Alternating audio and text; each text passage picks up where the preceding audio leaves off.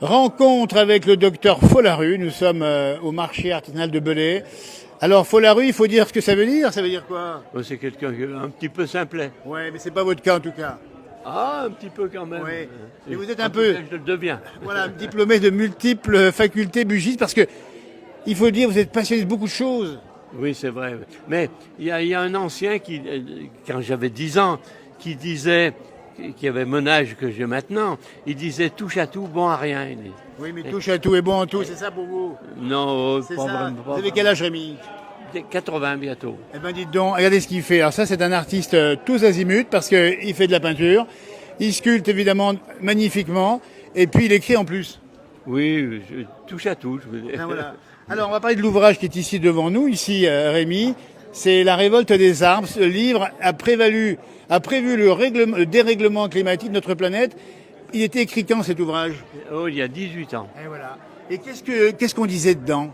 Et on disait que si on continuait à abîmer un peu la nature comme on le faisait, eh ben, petit à petit, tout se dégraderait. Voilà. Et il est précurseur parce qu'il avait prévu ça il y a 18 ans et ça s'est malheureusement vérifié. Ah oui, ça se vérifie actuellement, on en parle beaucoup, ouais, tout à fait. Et l'eau commence à manquer, c'est vrai. L'eau manque, on a les sécheresses, les canicules, c'est quand même inquiétant tout ça. Oui, c'est pour ça que les arbres commençaient à dépérir dans le marais, et c'est comme ça que j'ai constaté. Il l'avait vu il y a 18 ans déjà en arrière. Eh oui, en regardant les arbres dans le marais. Ah ben voilà, le docteur Folarue, il a prévu les choses, c'est vraiment intéressant. Et puis, La caresse de l'homme de Pierre, c'est un ouvrage également, édition de la Catherinette. Rémi, qu'est-ce qu'on dit ici? On parle de sculpture? Alors non, on parle un petit peu des anecdotes que j'ai rencontrées dans mon métier, et en particulier des dames qui m'ont beaucoup appris sur la pierre. Des dames. Des dames, alors il était marbrier ton métier, c'est ça hein? Oui, j'étais marbrier tailleur de pierre. Qu'est-ce qu'elles t'ont appris, les dames? Alors elles m'ont appris beaucoup de choses, qu'il fallait déjà respecter la pierre. Et oui, et puis que la pierre, elle datait depuis des millénaires et elle continuera après nous encore. Bien sûr, ces pierres qui sont devant nous, qui ont été effectivement ici polies, c'est ça, on va le dire comme ça? Oui, elles ont été polies, oui. Ce sont des galets, en général des galets du Rhône, qu'on trouve depuis l'Allemagne, la Suisse jusqu'à Lyon, hein, puisque le gros caillou est un galet qui a un gros caillou de 25 tonnes qui a été amené par les glaciers. Alors on va le montrer, le caillou ici de Lyon à la Croix-Rouge, c'est du granit, c'est ça? Son petit frère.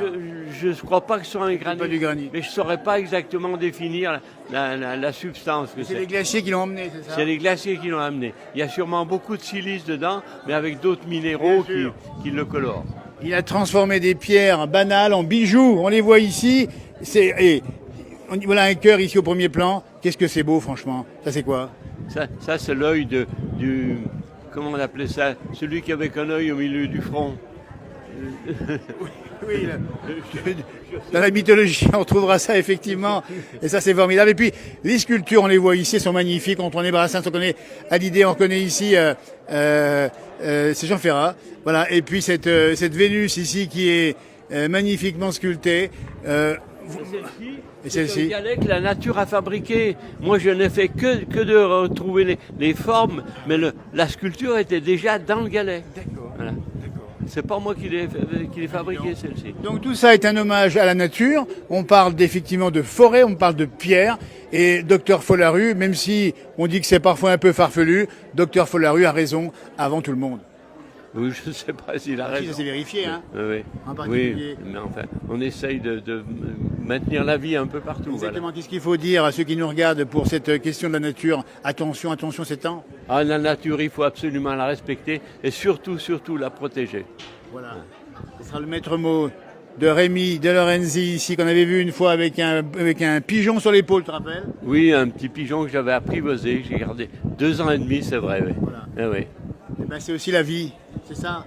La vie c'est animale, la vie végétale, la vie minérale. Voilà, la vie passe et puis elle s'en va à un moment donné. Voilà. C'est ça la sagesse du docteur Folarue rencontré ici, on dit bien, à ce grand marché artisanal de Belay, un grand succès, première édition ici, avec Corinne et Laurent et bien sûr Claude qu'on salue pour leur organisation. C'est formidable. Merci en tout cas.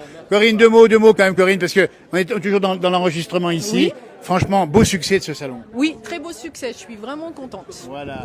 Et puis on va rappeler les bougies ici en vente. Les bougies Elinoé à Virieu-le-Grand. Voilà, Virieu-le-Grand. Ben, à bientôt en tout cas. À bientôt, et merci. Merci de nous avoir répondu en tout cas. Bravo pour l'organisation.